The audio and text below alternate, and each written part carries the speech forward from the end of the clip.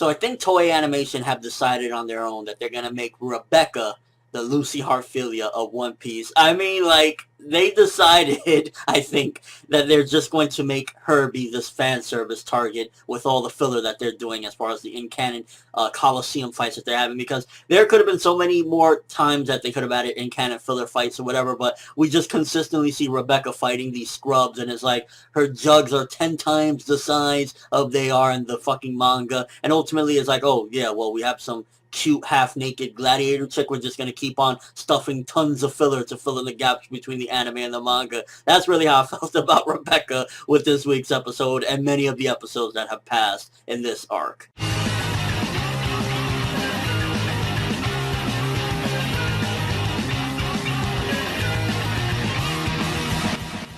So this episode starts off and we got Law versus Doflamingo, probably the most interesting bit of this episode. They were going at it, going tit for tat, and ultimately you could definitely see that the Don Quixote family are a very strong family. They ultimately have an idea of what they're going to do regardless. It's ultimately, at the end of the day, everything for the young master. So if Jola got to die for the young master, she's willing to do so. And that kind of makes you wonder, if Law used to roll with them, you know, the Don Quixote family and Doflamingo, why would he try to take a hostage knowingly that Doflamingo doesn't give a fuck and they're all ready to die for his sake? So kind of made me question that there, and ultimately the biggest progression we got within that piece was basically that Jola dipped it out of there because Doflamingo said, I don't need you, which kind of boss of Doflamingo to say, I'm gonna do this on my own. I don't fucking need nobody. This is a scrub right here, which Law ain't no scrub, so yeah. And I hate it when they're purposely vague. I mean, it was vague in the manga, of course, and it was vague in the anime as well. Well, I'm gonna do what that one dude wanted me to do. I'm gonna accomplish his dream. And it's like, can't you just say who the dude is and just go into his backstory now? Why we gotta wait like for 10, 15 episodes later? And I'm just really curious as to what is the extent of what happened back in the day. I mean, even in the manga, to be honest, we don't really know everything that's happened. So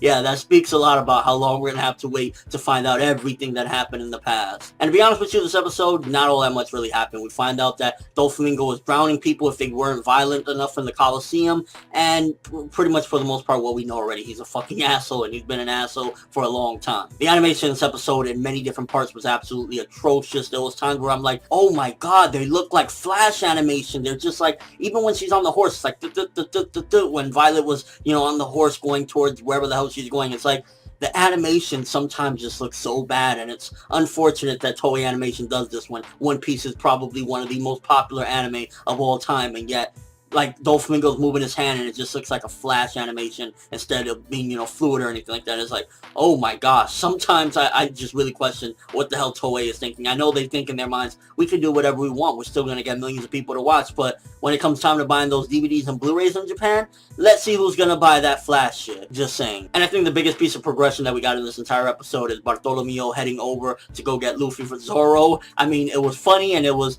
a comedic piece, but at the same time also getting progression, and they dragged that out as well. It was like a million minutes of him saying, oh, Zoro senpai, and everything, and it's like, it's funny for the moment, but when Toei keeps on dragging that shit out, it goes from, oh, this is funny, to, damn, Bartholomew, you on their dick a little too hard, bro. And last but not least, the end of this episode, Rebecca fighting a bunch of fodder, and some dude that looks like Marshall D. Teach on steroids is her next opponent, and it was like, yeah, that's really all that this episode had to offer, and it was like, what really happened? If, you know, on one hand, I can say honestly, Bartholomew is going to look for Luffy.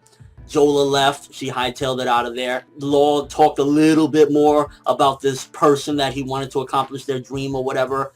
And a bunch of filler and fodder shit going on. So yeah, that's pretty much the episode in a nutshell for the most part. Not all that much happened. Some fun stuff in the beginning. Law versus Doflamingo. Who don't love that? But as a whole, this episode was to be honest with you. It was just another one of those, let's shove Rebecca's tits in her gladiator ways for a good 15 minutes of the episode. And with all that being said, I'm gonna give this episode 4 out of 10. The beginning was pretty cool. We got a little bit of progression in certain aspects of this episode, but animation piss poor in a lot of areas, and we really didn't progress much, and a lot of filler in this episode too. And sometimes filler can be good, but I don't need to keep seeing Rebecca every 2 fucking episodes fighting fodder. I mean, okay, she's attractive. Who the fuck cares? Can we move on? But let me know what you guys think. What did you think of the episode? Did you enjoy any bits? Do you feel that there was some progression that I didn't really catch on to in the episode? Or were you just heavily disappointed? I mean, I've never seen the One Piece anime in the 3 years or so, 3 or 4 years that I've been reviewing it, have this much of a stretch of an arc of this much like in-canon filler and stretching of scenes. I mean, and I've been through Fishman Island, Punk Hazard, and this arc, and a little bit of even before the time skip before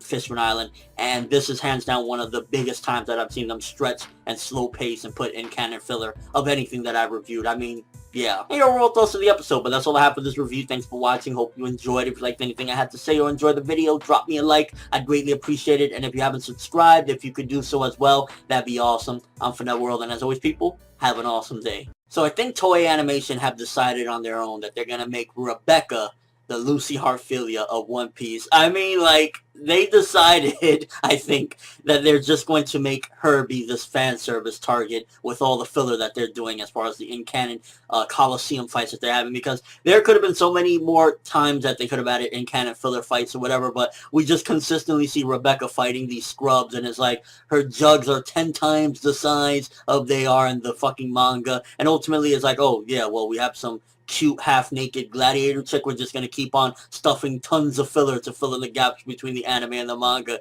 That's really how I felt about Rebecca with this week's episode and many of the episodes that have passed in this arc.